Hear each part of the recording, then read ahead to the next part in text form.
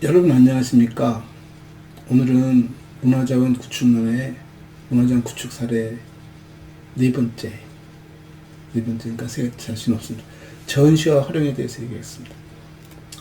지난번에 수집과 조직에 대한 얘기를 했습니다만, 조직에 대한 얘기를 하면서 나왔던 말일 수도 있고, 그 연장선상에서 우리가 전시와 활용에 대한 얘기를 나눌 겁니다. 우리가 그 문화자원을 정의할 때는 일반 자원과 좀 다르게 쳐다보는 것은 아카이빙의 기능과 정보자원의 기능의 두 가지를 다 겸하고 있다.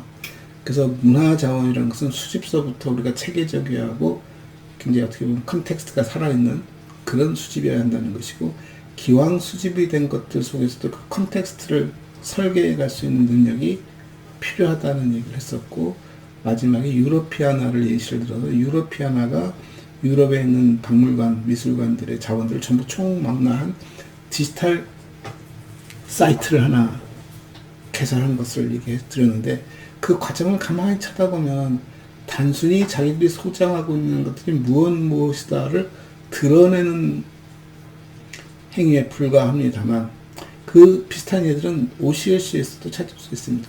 기왕에 소장하고 있는 자원들, 소장하고 있는 문화자원들을 드러내놓고 서로 공유하자라는 것까지는 충분히 설득력이 있습니다. 이제 문제는 그 안에서 보면은 같은 시간대, 같은 공간에서 나온 같은 속성의 자원들이 이중, 삼중으로 발생하는 예들도 있습니다. 뭐 미라라든가 그 당시에 어떤 토기라든가 이런 것들은, 물론 토기가 후에 복제되었다는 얘기가 아니라 그런 토기들이 그 당시에 유품들로서 유물들로서 충분히 유사성을 갖는 것들이겠죠. 근데 그런 것들을 다루는 방법, 그래서 소위 말하는 그것을 조직하고 기록하는 방법에 있어 차이들도 엄연히 존재할 것이라는 얘기에서, 그런 것들을 좀 찾아서 정리하는 작업도 필요할 것이고, 그 과정에서 그런 자원들이 단순히 하나하나 독립된 객체로 검색되어지고 객체로 활용되어지는 것은 좀 부족하지 않겠는가. 그래서 그런 것들 어떤 형태든 간에 활용할 필요가 있겠다. 그 활용한다는 것은 지금처럼 우리가 언택 시대가 오면은 더 절실히 느껴지는 대목이기도 합니다. 뭐 언택 시대가 아니라 하더라도 그것이 실물이 전시가 된다 하더라도 그것을 이동하여 전시할 때는 특정한 자원들만 선별해서 몇 점의 자원들을 묶어서 하나의 의미 부여를 하고, 그 의미 부여에 많은 컨텍스트를 녹여 넣어서 하나의 의미 있는 구조를 만드는 거죠. 우리가 글을 쓰는 행위도 그와 비슷하다고 봅니다. 글을 쓴다는 것은 개인이 갖고 있는 많은 지식체들, 조각들, 오브젝트들, 그런 객체들을 어떤 요구와 어떤 목적과 의도에 의해서 우리가 엮어내느냐에 대한 작업이, 그 엮어내는 과정에는 어떤 논리적 전개 과정이 존재하겠죠. 어떤 것은 옴니버스 형식으로 묶어낼 수도 있고, 어떤 거는 한 권의 책을 철저하게 인과관계 속에서 엮어가는 것도 있을 수 있고, 사례적인 부분도 있을 수 있고, 크로놀로지컬리 연대순으로 기록하는 방법들도 있을 것이고, 굉장히 다양한 형태로 책을 만드는데, 이 책을 만든다는 것을 그대로 우리가 전시라는 개념으로 옮겨놓고 한번 생각해 봅시다. 전시를 한다는 것도 똑같이 책을 만드는 작업이고, 책을 만드는 과정에는 실증적인 자원, 증거적 자원들을 이용하거나 또는 그것을 보여줌으로써 자신이 갖고 있는, 자신이 드러내고자 하는 가치나 의도와 의미를 적절하게 전개해 갈 수 있는, 그러면서 그 자체가 새로운 가치 창출로 이어질 수 있다는 것을 의미합니다. 즉, 글 쓰는 사람 스스로가 자기가 만들어낸 새로 창조되어진 자원과 지식 자원과 더불어서 과거에 썼던 지식 자원들을 잘 버무려서 의미 있는 하나의 조직 틀을 생산해내는 것이 책을 쓰는 작업이라면, 큐레이터에 의해서 전시가 일어나는 것도 과거 문화 자원들 또는 유물 자원들, 박물 자원들이 전개되어지는 과정 속에서 새로운 가치를 드러내거나 그 시대의 가치를 좀 어떻게 보면 정립해주는 그런 행위를 함으로써 현대인들에게 그것을 향유하고 즐기는 과정 속에 그런 가치를 몸소 체험할 수 있게 해주는 작업입니다. 그것이 전산화돼 디지털 옮겨지느냐 하는 정도의 차이일 뿐이지, 언택 시대에서도 똑같은 일들이 벌어질 거라고 봅니다. 그 과정에서 제가 지난번에 얘기했던 것은 자원을 조직하는 순간에 그런 것들이 다 이미 예견되어질 수 있다.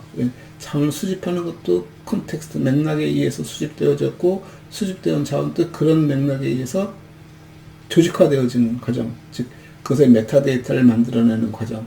뭐 역시 수장고에 들어가는 작업과 별개로 조직해내는 작업에 그 구차한 분류 체계를 쓰기보다는 그 분류 체계는 영 그 맥락을 잡아내기 불편하니까 하나하나의 그 맥락으로 묶어내는 자기 메타데이터를 생성하는 것이고, 그 메타데이터를 생성하는 과정 속에서 눈에 보이지 않는 버추얼, 가상의 어떤 가치, 가상의 어떤 컨텍스트들을 메타 자원화함으로써 그 자원들의 관계를 드러내주는 무형의 자산을 생산해낼 수 있다는 것이고, 그 무형의 자원들을 그대로 가져다가 형식화시키기 시작한 것이 곧 전시라고 설명되어지지 않을까? 라는 생각에서 접근하는 것입니다. 그래서 디지털 전시를 얘기하는 거와 자원을 조직화하는 얘기를 가만히 들여다보면 똑같은 얘기를 하는 겁니다. 네, 디지털 전시에서 자원들이 이것이 현재 로케이션, 어디에 점하고 있다와 무관하게 이것을 드러내는 순서, 드러내는 방법, 드러내는 자원들 간의 관계, 이 모두가 컨텍스트를 담고 있는 것이고, 컨텍스트가 결국 하나의 자원화되어짐으로써 그 자원에 의해서 그런 자원들이 전개되어져. 쉽게 얘기해서 하나의 홈페이지가, 하나의 HTML 문서가 만들어진 이 작업이 눈에 보이지 않는 무형의 컨텍스트를 자원하는 작업이, 그 속에 전개되어진 디지털 자원들은 그것의 컨텍스트를 드러내는 실증 자원으로서 역할을 한다. 이것이 가상 공간에서, 디지털 공간에서 현실 공간으로 옮겨진 바로 전시란 이름으로 설명되어질 수 있다라는 것이죠. 그래서 전시를 한다는 것은 그것이 가상의 공간이든 실증 공간이든 차이는 없습니다. 다만 이제 이게 실증 공간에서 전시되어지는 기법과 가상 공간에서 전시되어지는 기법에는 분명히 다름이 있다고 생각합니다. 근데 우리가 그 VR이라든가 3차원 공간을 재현하면서 초기의 전시 방법들을 보면 그 물리적인 형상과 물리적인 전시를 그대로 재현하려는, 구현하려는 노력들이 있었습니다만, 진짜 진정한 전시는 그것에서 우리가 어떤 가치와 어떤 감과 의미를 전달해 주는 것이 주 목적인 것이지, 그것을 현실 세계와 똑같이 만든다는 것은 적절하지 않다라고 보는 것입니다. 그래서 그 게임을 보면 알 수 있습니다. 게임이라는 것이 초기의 발달 단계에는 기술이 부족할 때는 2차 평면에서 커맨드에 의해서 게임을 전개하던 것들이 점차 그래픽으로 전개되어지고, 이것이 실제 상황과 유사하게 전개되어지면서 아까 말한 3차원 공간에서 VR 같은 느낌의 게임이 발전하지만, 그 다음 단계가 되어지면 아바타라는 개념으로 나오는 것이죠. 즉 게임에 실제로 내가 참여하는 방법이 굉장히 다양해질 수 있다는 것이고, 그 다양한 방법들이 어떻게 전개되어지느냐는 그 게임뿐만 아니라 전시들이 보여주는 3차원 공간이 갖는 의미를 우리가 어떻게 해석해내느냐 하는 작과도 같을 수 있습니다. 실제로 3차원 공간에서도 가상의 화면 처리를 통해서 전개할 수도 있는 것이고, 차라리 평면 공간 속에서도 그런 것들을 충분히 드러낼 수 있다면, 그런 기술적인 부분들은 우리가 차치하고, 그것은 이제 앞으로 전시를 하는 사람들에서 충분히 다양한 것이 발전하겠지만, 중요한 것은 그 전시의 목적과 의도가 어떤 가치와 이념, 거기에 따른 의미를 교감하는 작업이라고 놓고 보고, 그때 그 자원들의 특색과 자원들의 관계들을 적절하게 표현해내는 그런 맥락적인 부분을 어떻게 우리가 구성해내는가에 대한 작업이고, 이것을 하나의 메타데이터로 전환시켜 놓고 보면 여전히 조직행위와 일맥 상통하고 있다는 얘기를 하는 것이죠. 또 나아가서 이런 전시 행위들이 오로지 유일한 관계를 갖는 것이 아니기 때문에, 그런 전시 방법들을 조금 더 다양하게, 좀 더 다른 관점에서 여러 사람의 시각에서 전개를 하다 보면은 굉장히 다양한 전시, 다양한 해석, 다양한 흐름을 우리가 개발할 수 있는데, 이게 아마 새로운 콘텐츠가 나오는, 책이 수도 없이 쏟아져 나오는 이유고, 같은 주제의 책들이라도 굉장히 다양하게 쏟아져 나오는 이유도 똑같은 의미라고 봅니다. 그래서 그런 것들을 수월하게 하는 방법이 뭘까? 우리가 현실 공간에서 전시를 한다는 것은 굉장히 많은 시간과 비용이 들어가는 작업이고, 그걸 관리, 유지하는 데도 엄청난 비용이 투입되어진, 인력과 비용이 투입되어지는 작업인데, 이것을 가상 공간에서 또는 그냥 제3의 웹사이트, 웹 공간에서 우리가 이것을 운영한다면 보다 수월할 수 있지 않을까? 그래서 지난 시간에도 유러피아나 얘기하면서 그런 블로거들이라든가 큐레이터들이 그 유러피아나에 있는 많은 자원들을 가져다가 연결시켜서 새로운 가치를 창출해내는 하나의 전시를 만드는 작업들을 전개할 수 있도록 구조화시켜줄 수 있다면 상당한 효과를 볼 수 있겠다. 그리고 자원의 재활용이라는 차원에서 보면 굉장히 중요한 일이다. 박물관들마다 가장 힘든 것이 뭐냐면 있는 자원들을 전시를 하는데 전시 공간은 제한되어 있고 전시할 물건들은 창고에 쌓여 있고 저 물건을 꺼내다가 전시를 하는 과정이 상당히 복잡하기도 하지만 또 특별히 전시할 만큼 자원들을 구조화시켜 맥락화시켜주는 작업이 있어서 자원들이 충분하냐 충실하냐 거기에도 많은 약점이 있다는 것입니다. 수집한 자원들이 초기에 들어올 때 그런 맥락적 그림들보다는 그냥 단순 수집의 전제였고, 물론 100% 단순 수집이라는 의미는 아닙니다만 수집 자체가 중요한 일이었고 수집 후에 그것들의 연구를 통해서 그 자원들의 가치를 하나하나 드러내면서 그 시대를 그려갈 때는 부족한 부분들도 상당히 존재했겠죠. 그럼에도 불구하고 이렇게 흩어져 있는 자원들을 하나의 맥락으로 컨텍스트로 묶어낼 수 있는 개연성은 존재함에도 불구하고 실제로 그걸 구현하기 어려운 점들은 그런 것들이 실물로 움직이고 거기에 많은 비용이 그리고 많은 그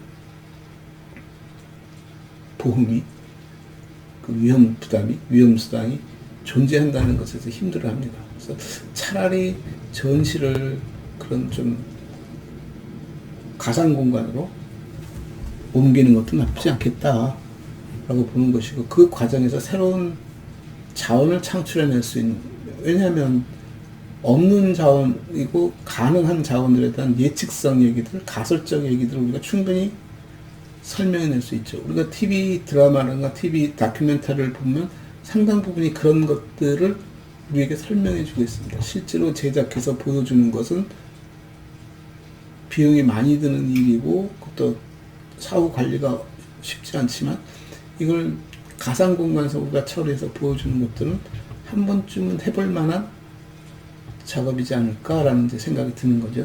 그래서 그런 것들이 일단 전시에서 우리가 가질 수 있는 가치, 의미라고 봅니다. 근데 우리가 문화자원을 연구 수집하고 조직해서 관리하고 보존하는 것 중에 하나는 단순히 과거의 옛 것을 지키는 것도 중요하지만 그것이 현재에 갖는 의미를 통해서 미래에 좀 더 발전적인 형상으로 발전적인 모습으로 진화해가는 것도 필요하다고 봅니다. 그래서 문화자원을 수집할 때는 그것을 활용하는 것에도 상당히 우리가 의미부여를 많이 하고 있는데 이 활용이라는 단계가 과연 이 공간 안에서 소위 그 조직 안에서 일어나는 일인지 조직 밖에서 일어나는 일인지에 대해서는 우리가 조금 더 고민해 볼 필요가 있습니다. 그래서 조직 밖에서 그런 활용의 가치를 드러낼 수 있게 하려면 갖고 있는 자원들에 대한 저작 관리들, 이것을 활용할 수 있게끔 지원해주는 그런 지원 체제들, 이런 것들이 좀 더 발전해야 하지 않을까라고 보는 거죠. 요즘 말하는 원소스, 멀티 유즈 같은 OSMU 같은 마인드가 요구되어진다는 겁니다. 그래서 이런 문화 자원들을 수집하고 관리하는 과정 속에서 제일 철저히 해야 할 부분들이 뭐냐면 저작 관리입니다. 저것이 갖고 있는 지적 재산권을 소유주가 누구인지에 대한 얘기야. 그것을 활용해서 제3, 제4의 상품화하는 과정 속에서 그 변형이라든가 활용성에 있어서의 그것을 권리를 누가 갖고 있느냐에 대한 권리에 대한 얘기. 그다음에 그 권리를 만약에 조직이 갖고 있다면 그 조직이 그것을 어떻게 확장해서 활용을 할 수 있느냐에 대한 그런 것들. 열린 마인드, 이런 것들이 요구되어지는 겁니다. 그래서 그 활용성에 있어서도 상당히 어려운 게 뭐냐 하면 굉장히 제한적인 활용을 하려고 듭니다. 특히 우리가 갖고 있는 역사 자원이라든가 오래된 문화 자원이라든가 지금 시대가 좀 오래된 과거의 유물들을 현실로 끌어들이거나 또 현존하는 문화자원이라 하더라도 현존하는 어떻게 보면 그 저작권이 살아있는 문화자원들에 대한 활용성을 놓고 봤을 때 거기에 대한 법적 문제를 해결해 주는 것, 그게 중요한 것이고, 그 다음에 그것을 활용할 때 활용성의 범주를 좀 확장시킬 수 있는 노력들. 뭐 몇 가지 예를 보면 문양하는 순간 우리가 도안 아니겠습니까? 도안이라고 말하는 순간 우리가 할 수 있는 게 뭐냐면 옷에다가 티셔츠에다가 그 새기는 거라든가 컵을 만드는 거라든가 굉장히 좀 제한적인 활용성을 갖게 되는데, 일단 중요한 것은 거기서 이제 파생되어지는 2차, 3차 자원들을 우리가 어디까지 관리하냐는 법적 태도도 분명히 중요하고, 그걸 관리하고 체계화시킬 수 있는 연구가 따라야 한다. 그래서 자원을 수집하는 것은 수집 자체에도 의미가 있지만, 수집을 통해서 저것이 활용되어질 때 활용 가치를, 부가가치를 높이기 위한 제도적 장치를 어떻게 만들어주느냐도 중요하다고 보는 것이죠. 그래서 그런 것들이 독점에서 벗어나서 좀 누구나 쉽게 이용할 수 있게끔 열린 공간으로 끌어내는 작업도 필요한 것이고, 경우에 따라서는 그런 시장의 플랫폼을 조직이 지고 움직이는 것도 나쁘지 않다.